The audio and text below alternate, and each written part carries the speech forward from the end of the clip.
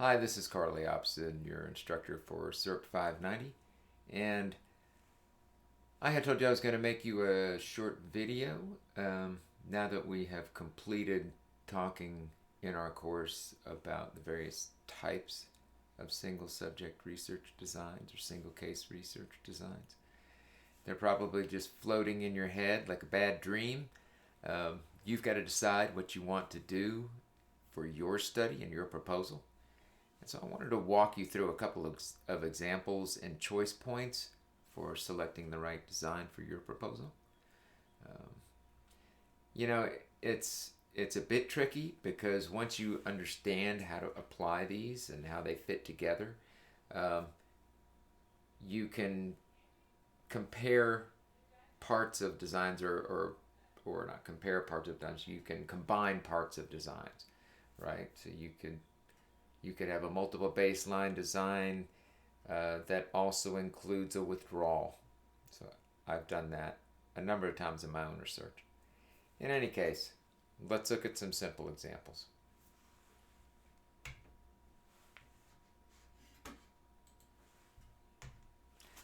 So, one of the peers in your class has this great idea to compare um, kids starting off with a bad breakfast and their off task behavior to kids then getting a good breakfast and their off task behavior. One of the cool things about single case design is that it's not just comparing groups, right? And it's not a what if you actually implement. So it's not saying we looked at 1,000 kids, the ones that had good breakfasts were on task more than the kids who had bad breakfasts. Instead, you're saying we took kids who had bad breakfast, we actually gave them good breakfasts, and we can tell you what happens, right? So this is pretty cool. This is an A/B design, right? So you've got your your A phase here, your baseline condition, and these kids are highly off task. So this is either one kid, or it could be just each data point could be the summary of data for a whole classroom. Okay? So you could take data across a whole classroom, summarize it up as the percentage of off task behavior across kiddos. Or this could be a single kid. In either case, with an A/B design, this is fine if you're a clinician. If you're a researcher, an A/B design doesn't cut it because it doesn't give you what we would say was a more than one demonstration of a research effect. Okay, you haven't really demonstrated that you're in control of this point right here where things change. Maybe there was a change in the moon phases. Maybe things changed instructionally in the classroom. Nobody knows. So an A/B design, I'd prefer that you did not choose that for your proposal because there's always something you can do other than an A/B design.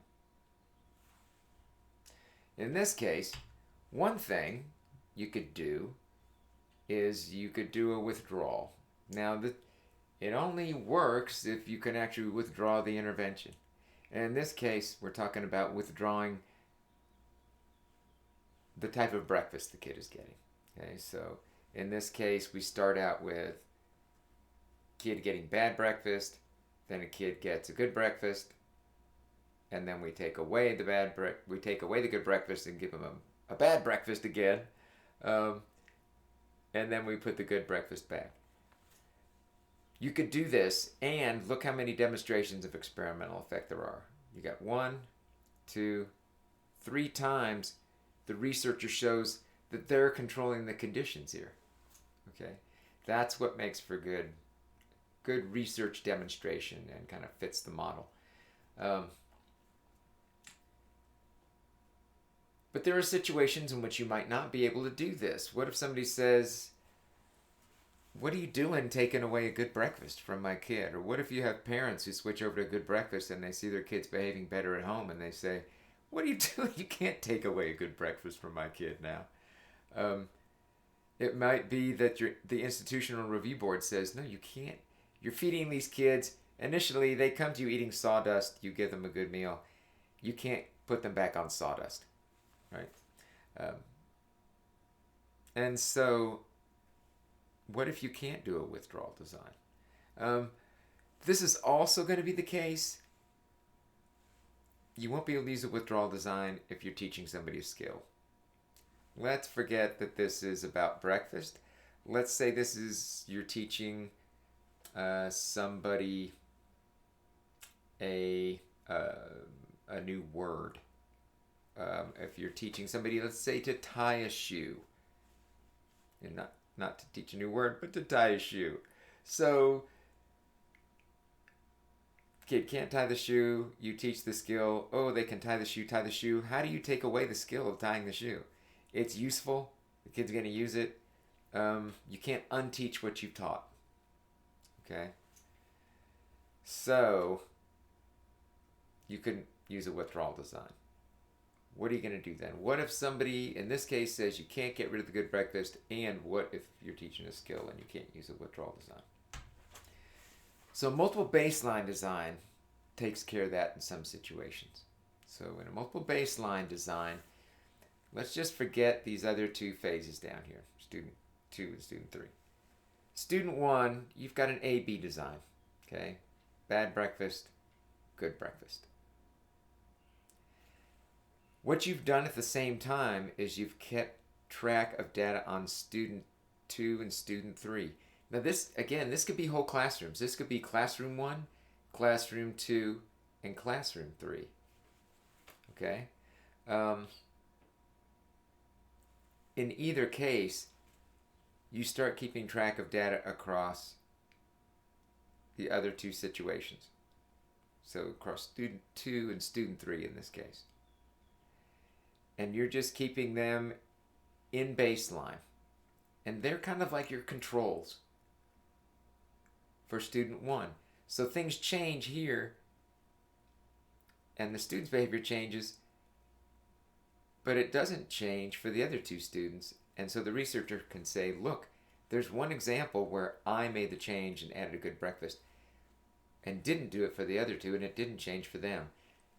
And then the researcher implements here with the next student down the line and implements the good breakfast, and then here implements a good breakfast.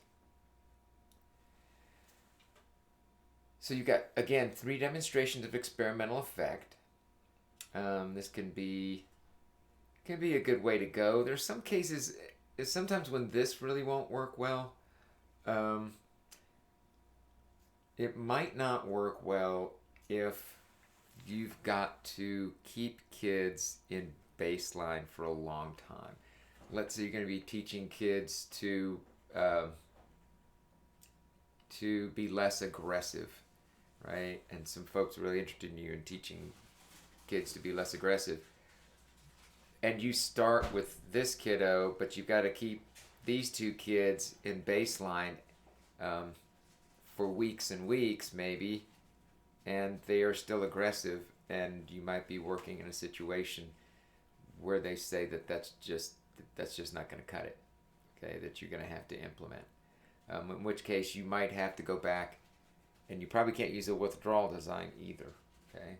You might be able to shorten some of this. That might be your best way to go. So one more example.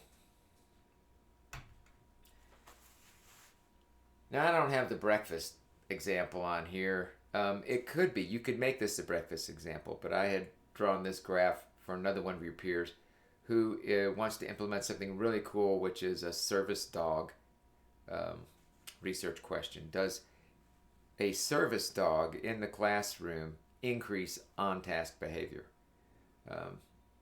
And I got to tell you, I haven't actually seen that done, so it sounds pretty cool to me.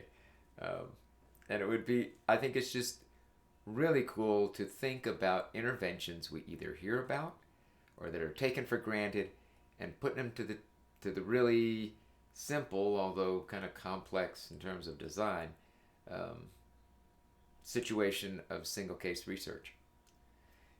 So this is a an alternating treatments design. So in this case, you've got a day where you have the service dog in the classroom, and then no service dog. And then you just have randomly picked these out. And so you've got another day when there's no service dog, and then there is a service dog. Okay? Um, and so what you end up with is this somewhat natural rhythm or random rhythm of data points representing when there was a service dog present or no service dog, or presence of the intervention or no intervention. You probably could do this with breakfast also. Okay? So this could be good breakfast, bad breakfast. Actually, probably the opposite way around would make sense for on-task behavior. This would be bad breakfast, good breakfast, bad breakfast. You know, this could be a situation in which sometimes the parent could get a kid to eat a good breakfast. Other days they couldn't get them to eat a good breakfast. And you end up with a natural alternating treatments design where you keep track of was the parent able to get the kid to eat a good breakfast or not. On the days when they did, what does their behavior look like? On the days when they didn't, what does their behavior look like? Something like this, a comparison design, not good for comparing things that take time to evolve, right? Great for simple antecedent interventions, environmental interventions, you know, reading with the lights off, lights on, lights on. We turned the lights off. Reading skills went down. Surprise. Not good for things where it takes a while. So I know one of your peers is interested in